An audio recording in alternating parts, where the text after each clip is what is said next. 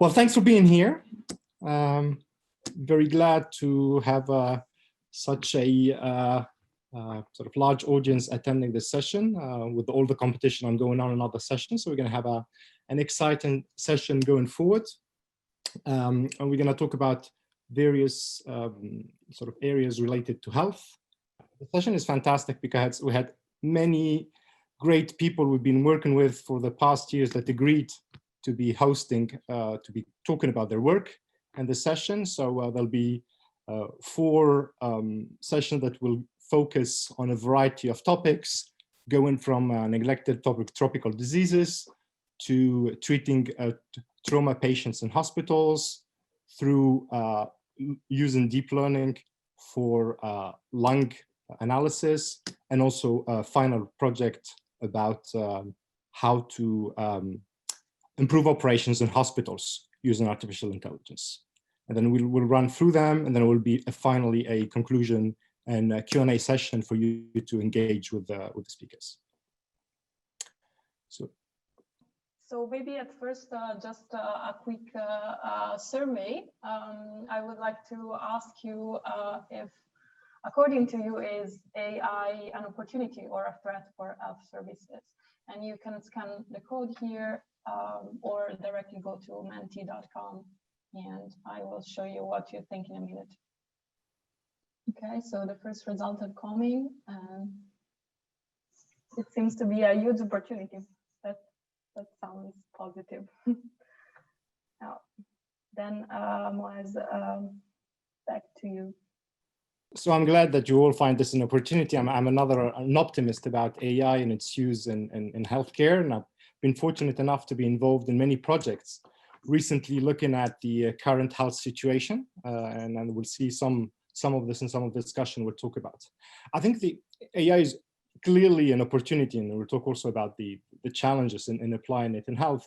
It's an opportunity, but also an opportunity, especially if it's addressed within the aegis of a legitimate organization like the United Nations and under agreed upon challenges like the one that we have in front of us. So AI4Health is not just a technological challenge, it's really how to use this opportunity that AI offers, that people are in better health, feel that they're living more fulfilled lives, that they are not living in a risky environment, so be it because they are drinking unhealthy water, or they don't have a proper sanitation. This is an issue in many parts of the world. But also, I think health and the use of AI4Health has the potential of reducing inequalities. But if it's not used properly, it would actually increase the gap between us. And this is what we'll somehow try to address in some of the discussions we'll have today. And in fact, we identified a few areas where AI can enhance people's health, and we chose the different session in this breakout session to cover those. So one's really kind of something that's been ongoing for a while, which is how to use data, machine learning, and algorithms to improve research. And there will be a presentation in the context of kind of analyzing a neglected tropical disease in the setting. Another interesting area, which is kind of, I would say, more operational, is how to use AI as an engineering tool. So we use a lot of technology in medicine, going from X-ray to CT scans to fMRIs, but all these tools require sophisticated analysis, and AI can help a lot in speeding up and also identifying things that humans will struggle to identify by themselves. The third area, which is operations, this is an area that is close to my heart because I'm involved in a number of projects in this area, and this is about how to make the hospital a more efficient place, both by understanding the needs of a given population at a given time in hospital resources, and how to kind of bring the hospital as part of a more larger health and social care system, so that people don't need to stay in hospitals if they can move to other places that are less kind of more hospitable than the hospital environments. And fourthly, fourth example is that how we can use AI to create context in areas where there is, in situations where there's a lot of pressure, where doctors struggle to bring this information and to use it in an operational way. And we'll talk about an exciting project that some of my colleagues are involved in, and using trauma patients arriving to hospital and how AI is helping with this. So I mentioned AI as an international, sort of a global challenge. A lot of countries took this in their own hands and actually devising strategies that highlight how AI will evolve them. So it goes from Canada, that it's focusing on how to ethically share data within the nation. Israel, that's looking at sort of how to optimize resources close to the STEP project that we're going to talk about later. And then Korea, that is focusing on another aspect of the use of AI in healthcare, which is drug development, where AI is helping accelerate drug development and drug discovery.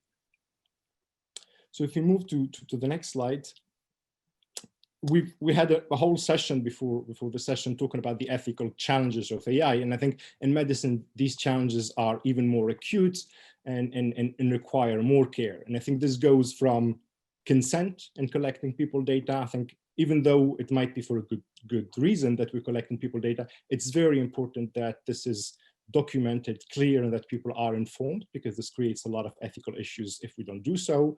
There are also challenges related to the biases and understanding whether we are developing tools that are cover the whole population and benefit the whole population, or that we are covering a tool that discriminates against part of the population. This is super important.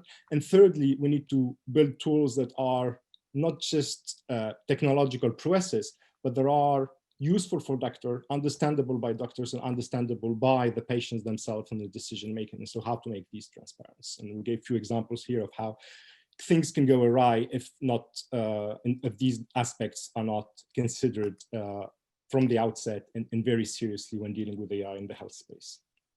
Moving on, if we, I think the challenge, again, I think with AI is about balance. It's a very powerful tool, and as all powerful tools, this might lead to abuses. I think the main and absolute challenge, especially in a very kind of area where the knowledge of the experts should be at the heart, is how to build robust tools that enable people to trust them and build on them.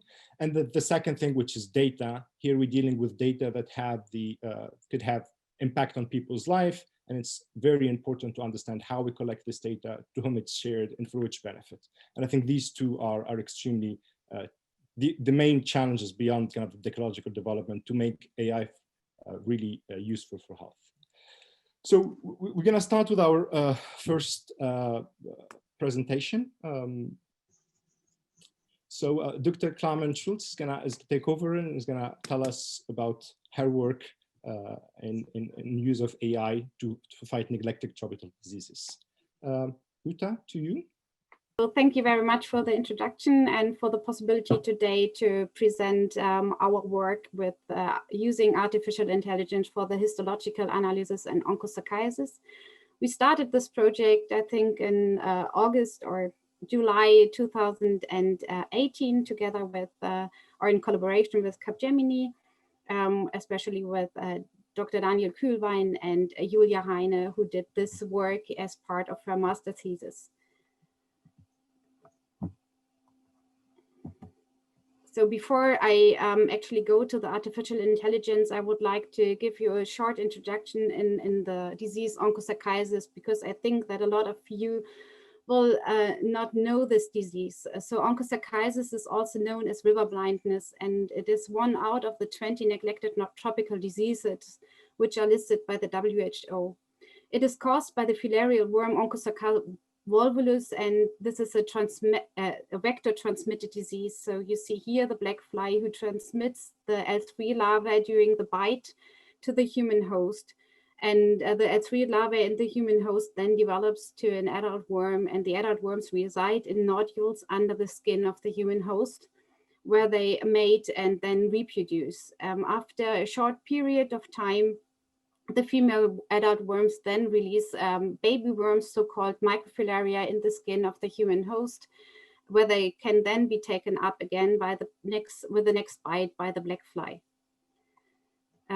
There are several symptoms of the diseases. So you can have the nodules, of course, under the skin, and then the disease can also lead to visual impairment, which can develop into full blindness. And there are several forms of skin disease. There are more than 20 million people infected with Onchocerca volvulus worldwide, and this number might also probably be underreported due to hypoendemic regions. And more than 99% of these people live in Africa. The disease is targeted for elimination, for interruption of transmission by the WHO roadmap for neglected tropical diseases in the period from 2021 to 2030. The treatment for onchocerciasis is done with mass drug administration using ivermectin, which is used to interrupt the transmission. Ivermectin does not affect the adult worms, which can live and reproduce in the nodules for 10 to 15 years, but it targets the microfilaria. And because it targets only the microfilaria, the female worms can start to reproduce again after treatment, around 6 months after treatment, and therefore ivermectin is given annually or biannually for many years to get the effect that is wanted. There's another drug that can be used, and this time it can be used to sterilize or kill adult worms, and this is doxycycline, which targets Wolbachia, and the Wolbachia endosymbiotic bacteria that the worm needs to survive.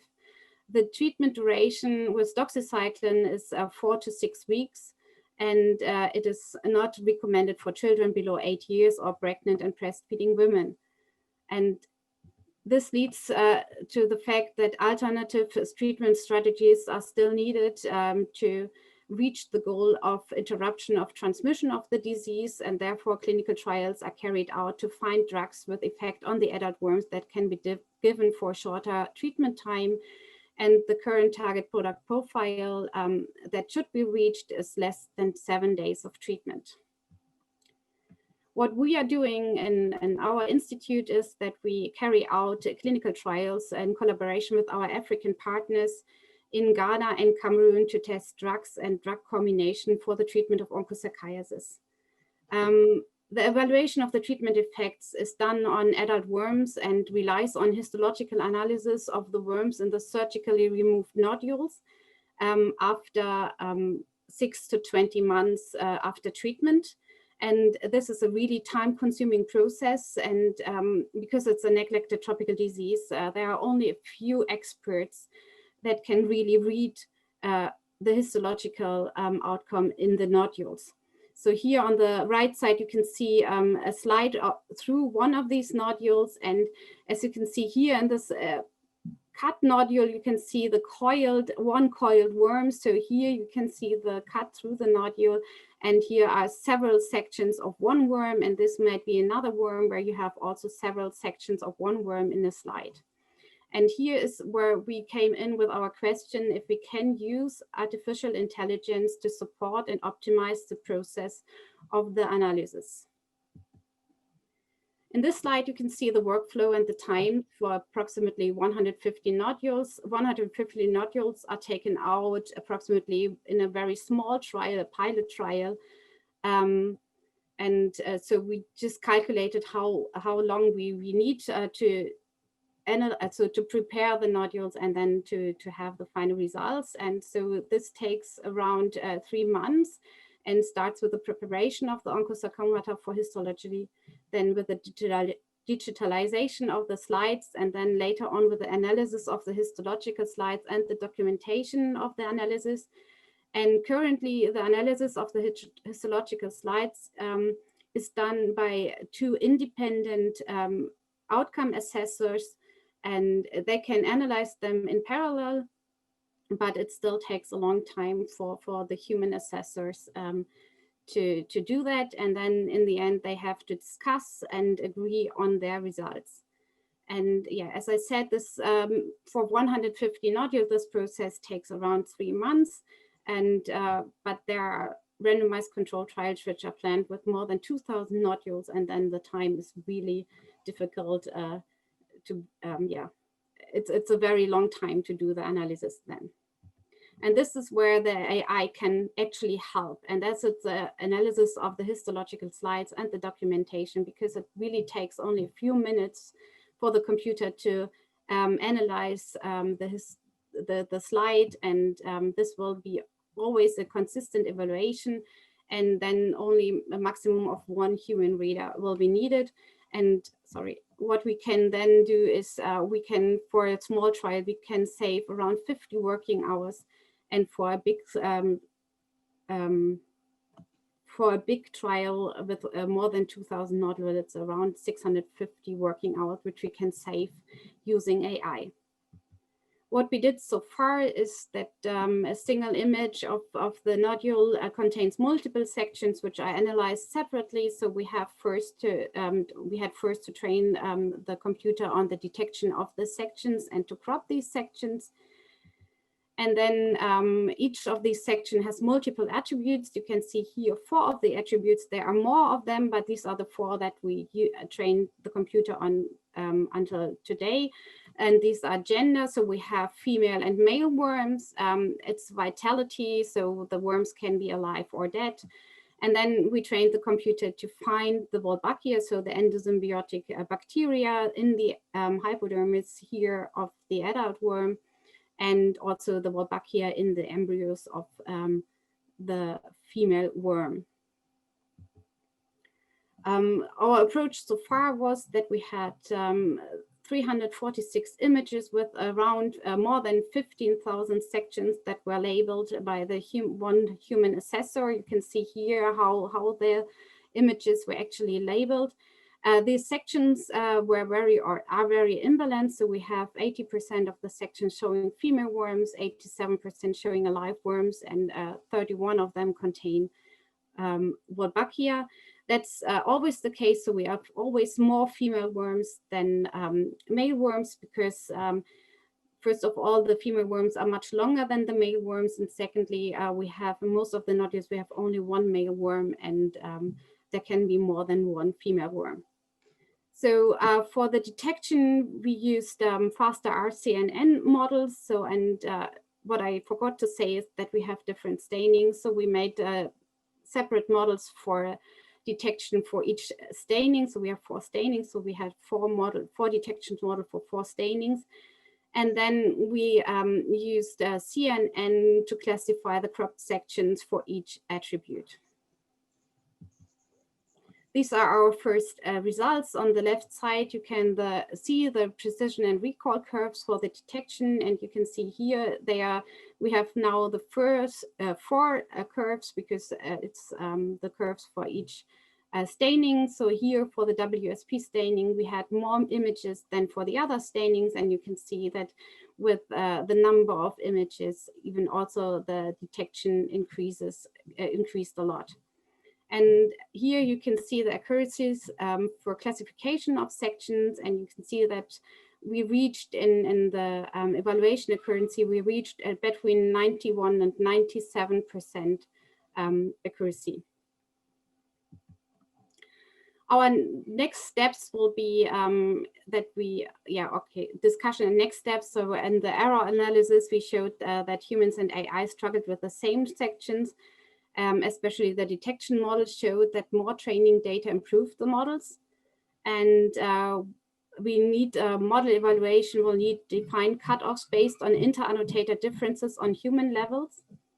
And we will need a thorough validation with nodule pictures from previous and new clinical trials. And we will, this is planned. And then we will have some more attributes which we will add to our already existing models. So we will look at the stage of embryogenesis. We will look at age, quantification of Wolbachia, free microfilaria and the nodule, and also to count the worms. And then what we also plan is to combine the information of the differently slices of the same nodule for joint evaluation. And most importantly, and which is also for the future use very important, is that we want to build a user interface that is also be able to used by scientists without any programming knowledge. Yeah, at least I would like to thank the team in my group, so especially Professor Hörauf, who is the director of the institute where I work. Then I would like to thank Janina Kühlwein, who is also very a lead of this project, and then Bettina Dubin, who is the outcome assessor who labeled all the pictures. And then I would like, from Capgemini, I would like to thank Daniel Kühlwein, who had the idea for this project, and Julia Heine, who actually did a lot of the work as part of her master thesis.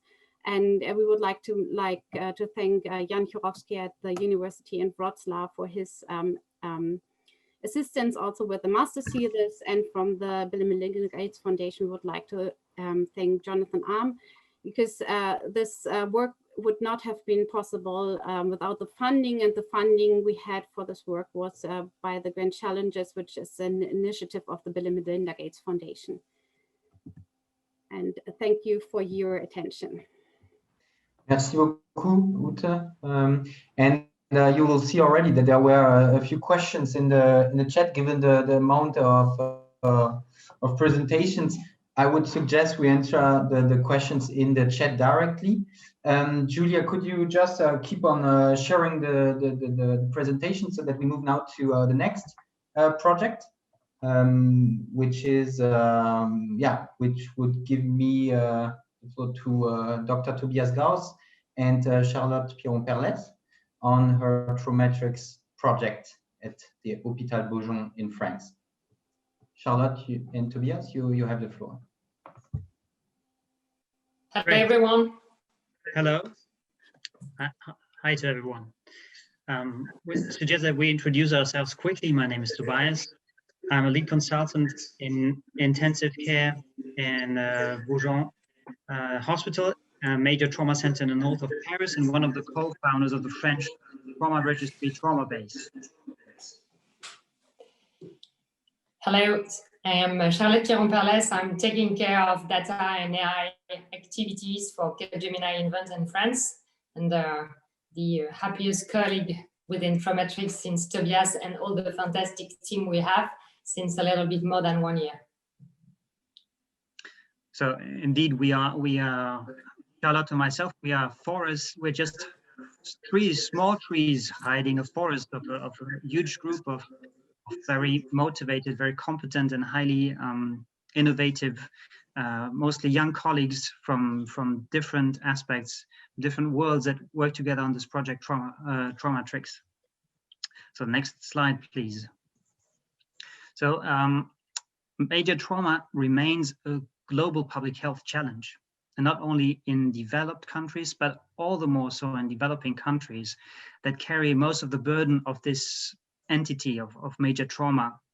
With it's a huge impact, socioeconomic impact in terms of mortality, mainly for young people until the age of 45 in terms of mortality. So being 46, I'm safe now.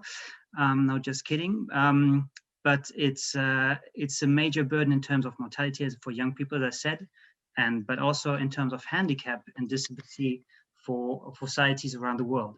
So 2 causes of death, mainly hemorrhage. The main cause of death is traumatic brain injury, and that is all more so in developing countries that again carry the burden of traumatic brain injury. And the challenge of trauma is that it's a very time constrained, that the clinicians have to make very time constrained decisions, complex decisions with a high level of uncertainty. So to face the challenge of trauma, the global challenge of trauma, we thought it would be one leverage could be to provide clinicians with a real-time online decision support tool to make faster and better decisions to improve the management of trauma patients. So that comes in Traumatology and the partnership that Charlotte will present to you on the next slide. So a little bit more than 1 year ago, Tobias and the team offered us the opportunity to jump in at this partnership, where we decided, not thinking too much, obviously, to accept and get into this challenge. So this partnership is about mixing, bridging different ecosystems from medical with the trauma-based association, and we will tell you a little bit more about that.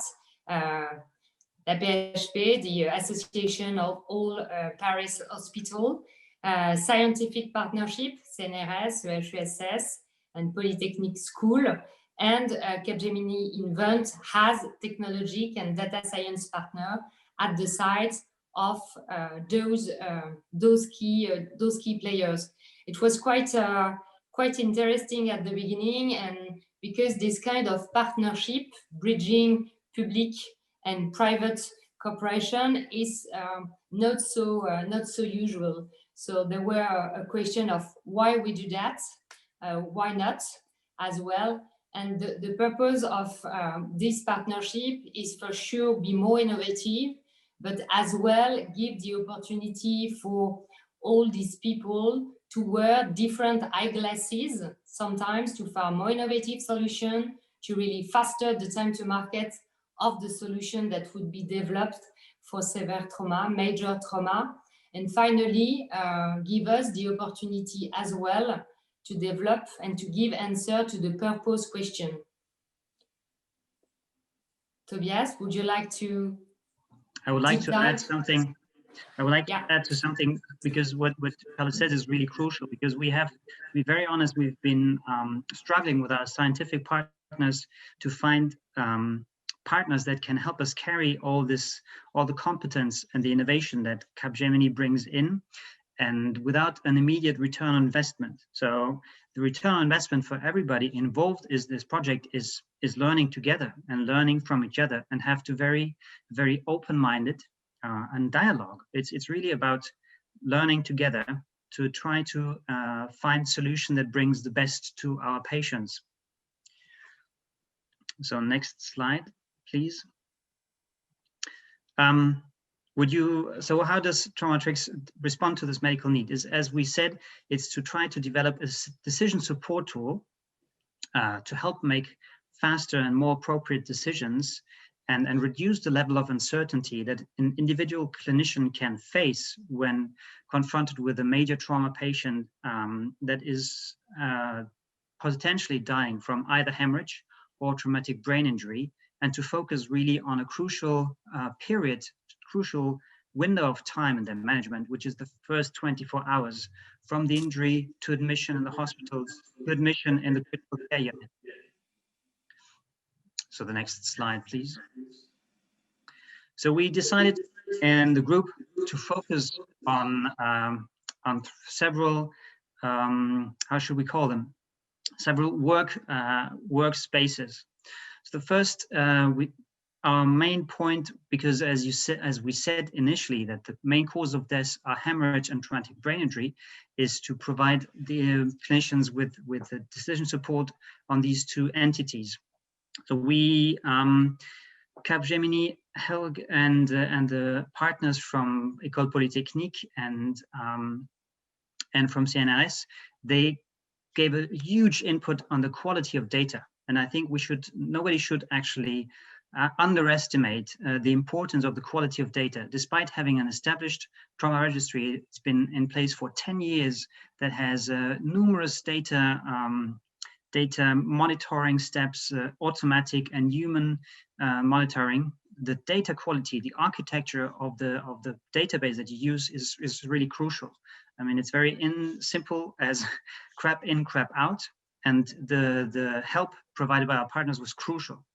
So we, but the workspaces that we identified as crucial was first, as you can see, is to create a new classification to identify traumatic brain injuries as an anatomic lesion from the CT scan, then predict the need for neurosurgery or neurocritical care.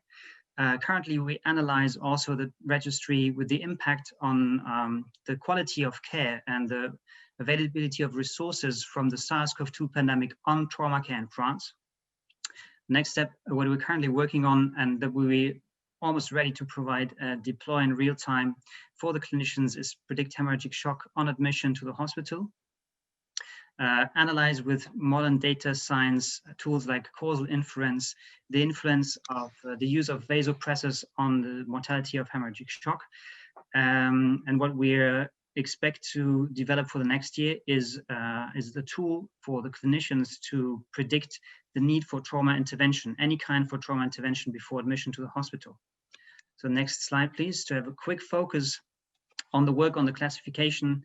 That is really, we're a bit not proud of, but I think we are quite convinced that's a true innovation, is the ability. So far, most tools that predict mortality or the need for trauma or for neurocritical intervention, they don't have the ability to actually predict this need based on image or an anatomical classification.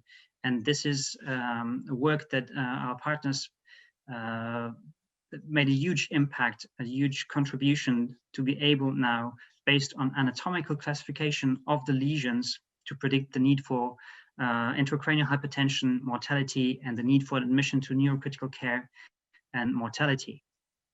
Next slide, please. Charlotte, would you like to talk about the takeaways from our partnership so far? Yes, for sure. Traumatology is really more than a technologic and a pure data project. Is about a transformation about on the way we set up this partnership, but as well a way to leverage this kind of new approach in medical practice themselves. From data collection, and Tobias told a lot about the difficulty finally to collect, to harmonize those data, but as well the question of the computation of those data in concrete side into actionable insights for medicine. But those medicine need to be convinced enough in the way to leverage this tool in their decision making. So it's why, and Moez was introducing this notion in the introduction, is really more about how data and AI can transform the hospital to make it more efficient, but as well to change a little bit the system itself. For us, as takeaway and global one, the question of real world data, real world evidence, that's a key notion in all the projects of AI in health today that enable to take different decision, to empower decision making. It's true at the hospital, but it's true for different other actors in the value chain of on health. Second point, we talk a lot around algorithm and the performance of the algorithm, but it's much more about a question of having a powerful product, and think product with all the computation, but as well the front, the back, how will be work. Think about the UX of the product itself to make this value completely leverageable, actionable by the client, and in this case, the medicine at the hospital. The question of agility is not only about mastering the ability to deliver in agile, as Scrum, Pizza team, and so on.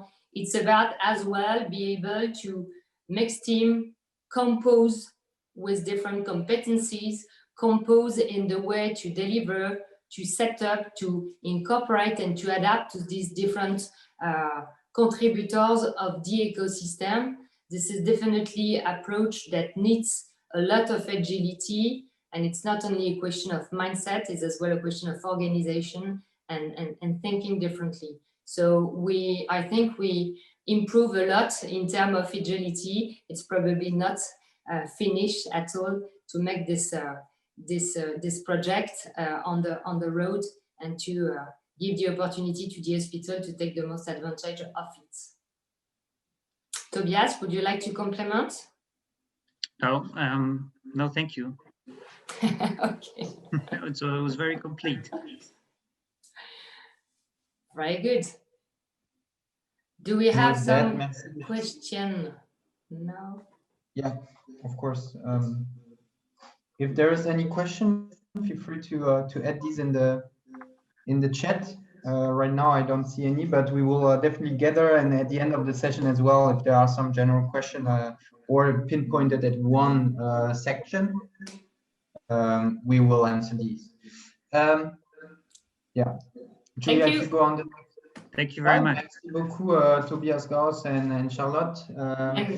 I will give the floor now to Eldar and Daniel Friedman. They really try to see how they can help hospitals for the burden to be reduced, and now to classify basically chest X-ray images with neural networks. Eldar, Daniel, the floor is yours.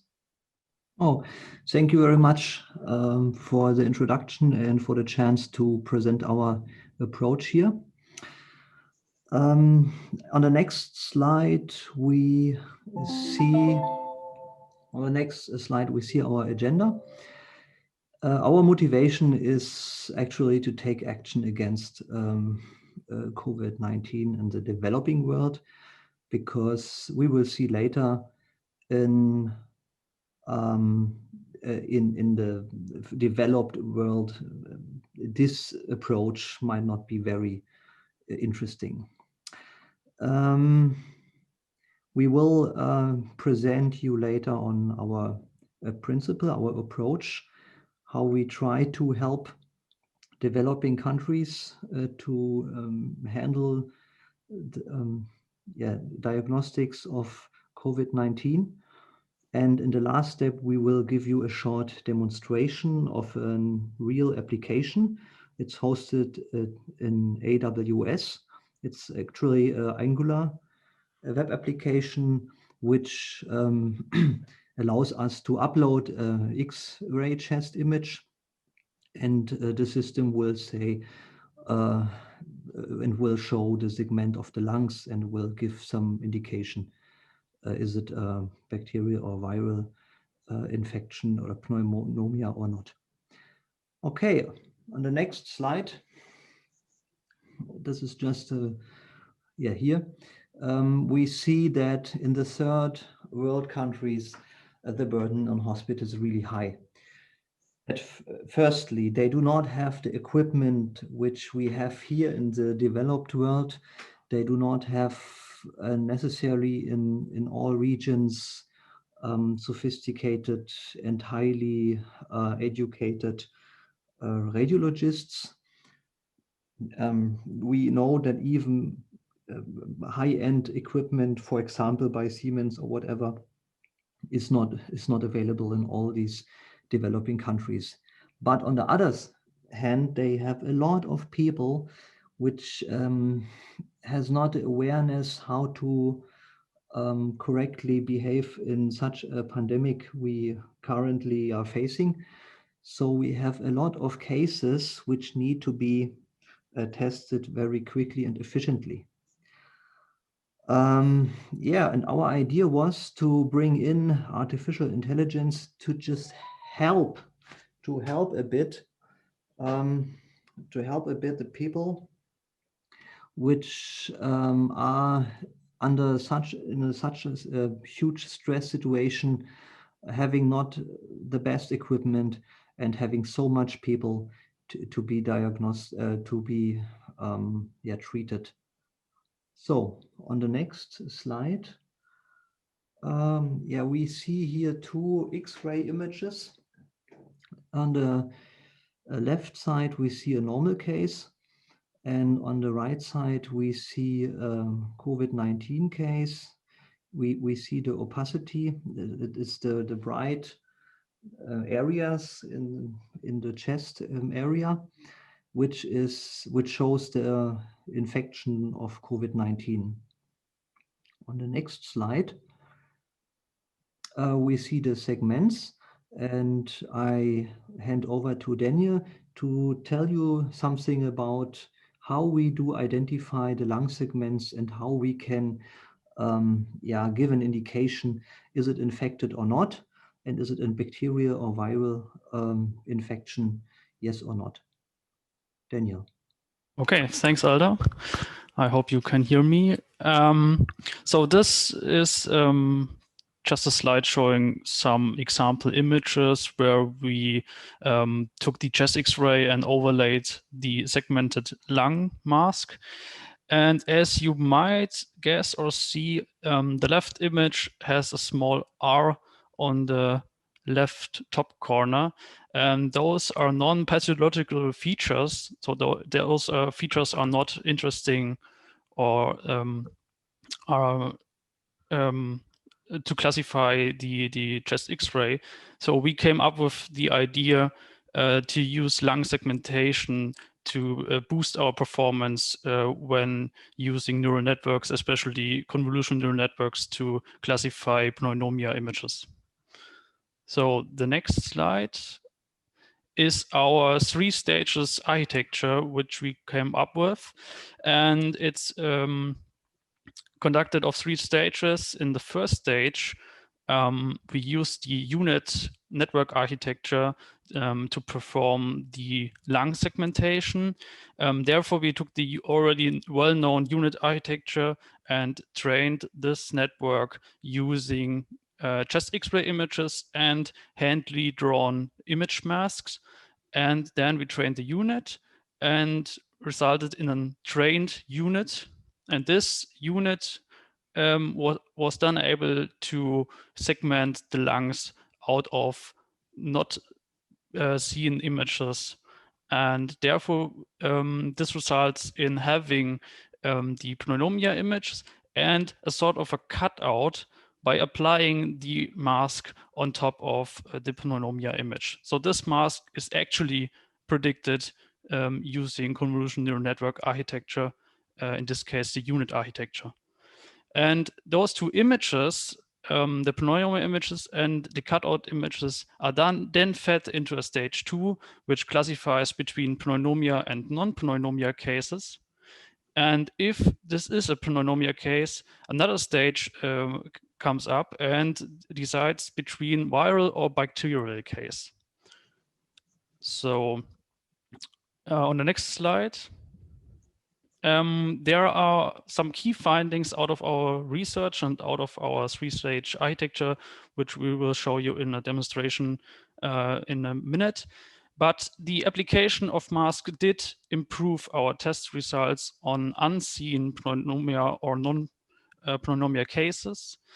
And in our research, we found out that it is possible to differentiate between COVID-19 and non-COVID-19 cases, but the available data is very limited.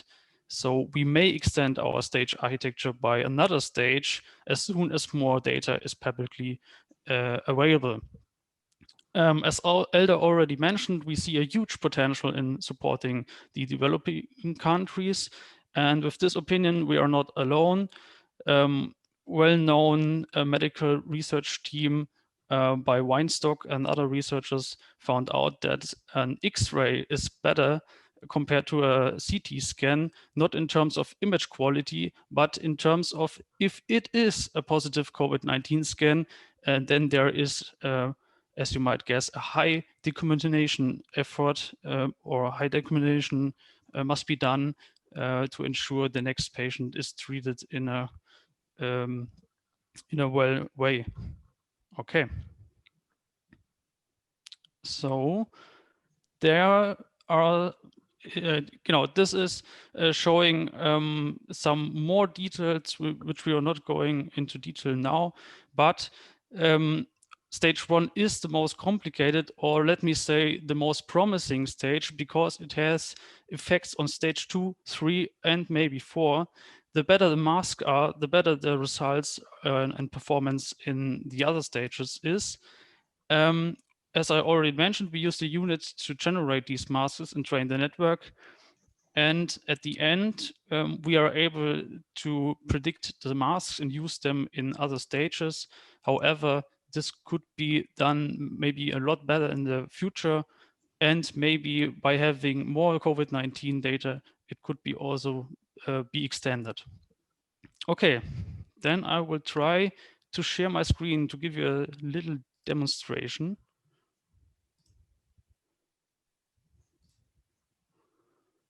So,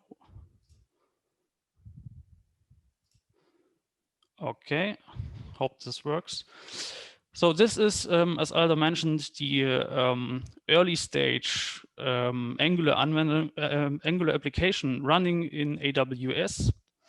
And we can go on to file analysis and upload chest X-ray image.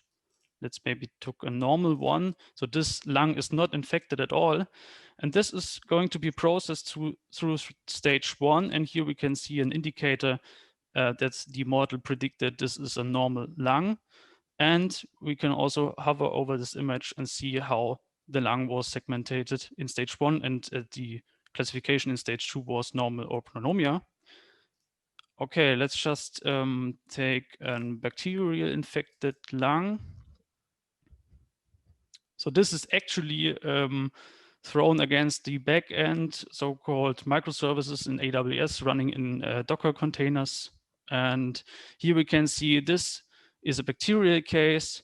The segmentation was pretty good, and it's definitely a pneumonia, but the network isn't quite sure if it's bacterial or viral, but it tends to be a bacterial infected lung. And if we go on further, using COVID-19. So COVID-19 is obviously a viral infectious. Just maybe this one. Here we can see, okay, it tends to be a pneumonia and it's viral. And there are cases like this one, where it tends to be normal, but the second or the third final stage says it's definitely viral. So it could be better to always perform both stages. Yeah. And as you see, here are some arrows. So obviously those are not in the segmented lung. And this is the huge benefit from applying lung segmentation in this field. So that's it. Thanks. Thank you very much, Daniel, for the demonstration. A last sentence or last note on our approach is we use the lung segmentations as a kind of signature of the lung, and our network is learning and gets trained to identify based on this kind of signature, is it a viral, a bacterial, or even later on a COVID-19 infection. If you have questions, we are, you can ask us anytime. Perfect. And yeah, we will gather definitely at the end. So now, yes, and with my excuses, because it's getting late and indeed, it was not supposed to stay long, but I would give the floor to Dr. Arnaud Foucrier, Dr. Romain Hellmann, Virginie Lam, and Karim Sruil regarding the monitoring project in Paris or in the Région Île-de-France, and especially interesting in this context of COVID this year. I don't know who I give the floor first. Can you hear me? Yeah, we hear you. Yeah. Okay, thank you for the invitation. Hello, I'm Dr. Arnaud Foucrier. I'm working in Beaujon Hospital near Paris in intensive care. Hello. Yes, hello, I'm Dr. Hellmann. I'm an emergency physician in Hospital Bichat in Paris. Okay. We also work for the Regional Health Agency for Île-de-France, and we would like to present STEP, a predictive tool we developed during the COVID crisis. We have been struggling to find a balance between scheduled and unscheduled care for already 2 years when the COVID crisis hit us. Unscheduled care includes patients coming from emergency or going directly to critical care units, unlike scheduled care, which concern planned procedures. Usually, most doctors plan their scheduled care and necessary follow-up interventions according to their patients' needs, sometimes weeks, months, years in advance. We are then left with some spare capacity. That is when the trouble comes from unscheduled cares. Here, unscheduled patients fill your spare capacity in your hospital. Emergency teams, for instance, have to deal with those constraints. You try to make trade-offs between those two categories, knowing that both can be very urgent, sometimes involving patients who need care at various levels of urgency. Some scheduled operation can be postponed to a point but you are uncertain of how much capacity you need to free to handle unscheduled care. And this is the moment when you really need good predictions to strike the optimal balance. Romain? Thank you, Arnaud. The COVID crisis made this balance between unscheduled care and scheduled procedures even more crucial. COVID is a new pathology, and we were even more uncertain of how many scheduled procedures, including the urgent ones, we could free up. In this COVID crisis, our ability to save life highly depends on our ability to predict. The moment we won't be able to handle new COVID patient anymore. Depending on saturation prediction, we can act, cancel some planned procedures or appointments, or transfer some patients to other hospital, for instance. In this context, we met Capgemini Invent.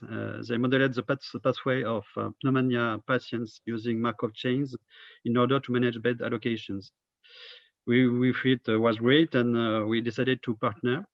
And the making of STEP began just after the lockdown in April in France. At that time, we needed to address many questions. We will be hit by another wave, and if yes, when? Meanwhile, how can we help hospitals reschedule planned procedures and catch up with months lost during the lockdown? How much planned activity can be rescheduled while being still ready for potential new COVID cases? Do hospitals need to prioritize pathology? Karim, the floor is yours. Thank you, Romain. Thank you, Karim. So I'm Karim Zerwil, part of Capgemini Invent project team working on this, on STEP. So from my side, I will more talk about the philosophy of the tool. So the tool was first designed to support public policymakers in their decision. In fact, we are facing an unprecedented period where public policymakers need to be very agile and proactive. So in that context, STEP enables these public policymakers to have a clear vision on the current situation and also to capture future and current epidemic trends. As a next step, we are now working on a new feature of STEP that will have the ability to assess the impact of public policy measures such as a lockdown. But until now, this feature is still under development. STEP is also a predictive tool and enables to have real reliable predictions, and also enables to have a control tower view on in the context of a pandemic, but not only. STEP can enable the end user to simulate several scenarios based on several hypotheses on key parameters such as the reproduction number R, the level of planned activities or unplanned activities, also the bed availability in a region or departmental level, to have this capacity to absorb the unscheduled flow of patients. And now I will let my colleague Virginie Lam continue. Thank you. Hi, I'm Virginie Lam, director at Capgemini Invent. We are very proud to lead this project together with our very foresighted partners from the IRS. They have a head start in the management of the crisis. They reacted swiftly and fought hard to kickstart this initiative. I want to emphasize how much our teams mingle and collaborate well in this joint effort. In this task force, everyone showed dedication and worked in an agile and smooth way. It is key for us to connect people and expertise to navigate in complex ecosystems. In this project, everyone came from a different background with a different logic, from doctors, epidemiologists, consultants, and data scientists. People on the field with people and league data. Despite all those challenges, a nice dialogue engaged very quickly to address this burning situation. Out of this joint effort, we managed to delineate very actionable drivers for policymaking. Every one of the task force was a maker with a hands-on approach. Through this initiative, Hospitals' resources are allocated just to the right level, providing the right efforts, so that our doctors and nurses can save energy and be there at the right moment. This saves time and energy, and possibly also lives. So thank you, Virginie, for these words. And now we will move to a little demo of our tool, please. Thank you. I think we do not have the sound. We should have the sound. So maybe. When sharing your screen, you have to tick the share my computer sound box. I can share mine if you like. Yeah, will be better.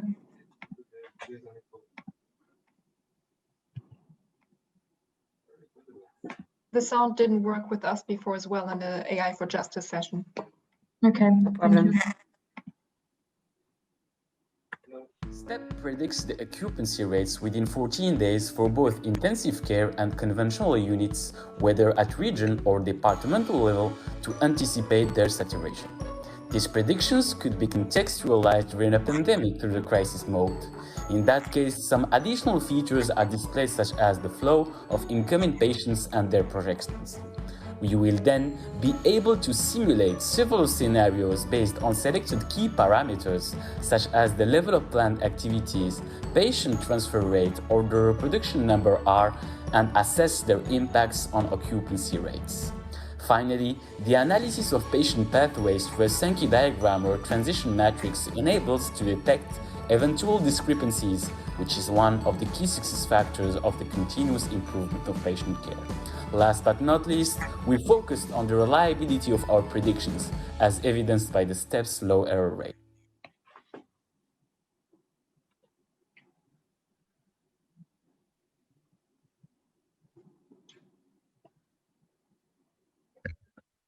So please, Arnaud, the floor is yours.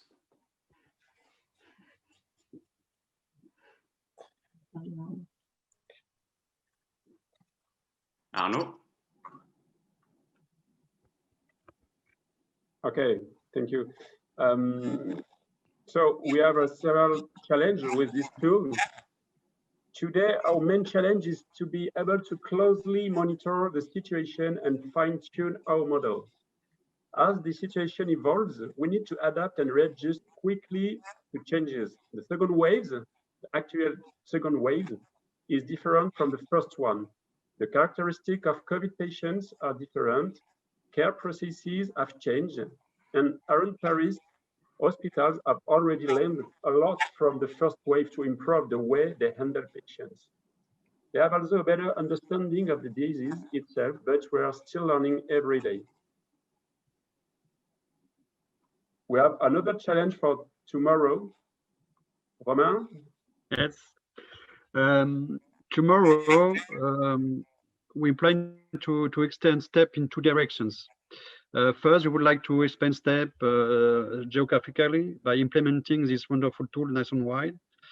Other regions will benefit from more accurate predictions of the evolution of the pandemic. Second, we would like to generate STEP so what we are able to address over sanitary crisis of pathologies. We can use the same methodology to handle the heat waves that hit so hard our elders. We can obviously also use STEP for the seasonal flu. We are currently adapting STEP for bronchiolitis for children, and there are so many other challenges we can tackle. As you may understand, our ambition is limitless in the service of the improvement of patient care as far as this momentum between doctors, epidemiologists, and data experts is maintained. Thank you very much for your attention.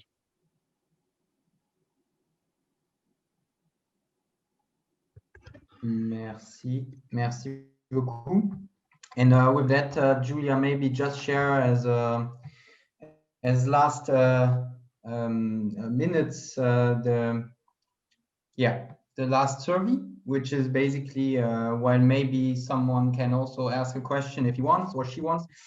Basically, what we ask you here to do is really just take the mobile phone, take a picture of this QR code, or simply go on menti.com and enter the code below and try to rank basically the following 5 or 6 use cases in this case on their impact on the SDGs or on better healthcare services, so to say, and along also their feasibility.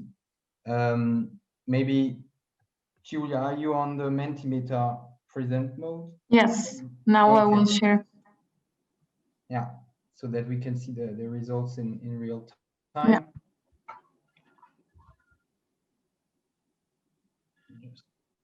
Well, let's wait a bit for people to vote, maybe. Yeah, that will take a bit of time, but already one has answered for all the questions. Okay.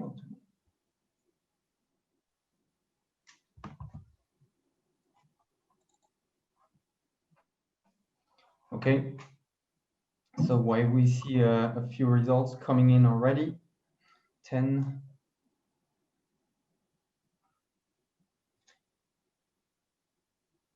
We see, of course, that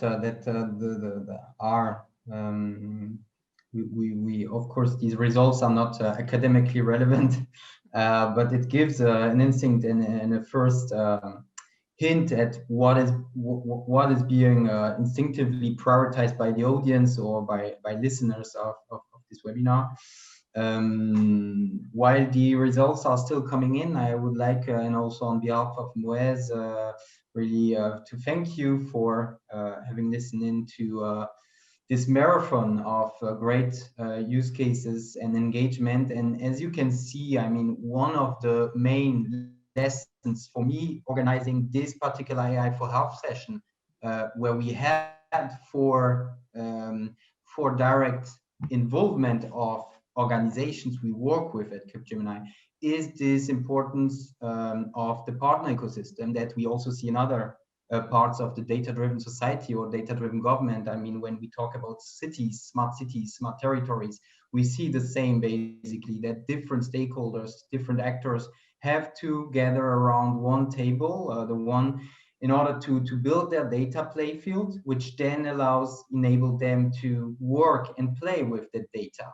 And I guess that this session was kind of, the perfect illustration of this, with a nice ping pong between all these stakeholders and actors of one specific project. So with these words, I see already a few results still coming in. I would like also to thank you for having joined in general and overall this webinar. I hope despite all the activity that we had and all these 4 speakers, that it was rich in insights. We will share the results of the surveys, also the ones of the different sessions, because it might be interesting to see what was prioritized there. We will also create a bit of a report out on the Q&As that were asked in this session and also in the other ones. And of course, if you have further questions and remarks regarding one of the different projects, feel free to contact us. We will be glad to answer your questions and direct you accordingly. So merci beaucoup, and I wish you a great evening, and au revoir.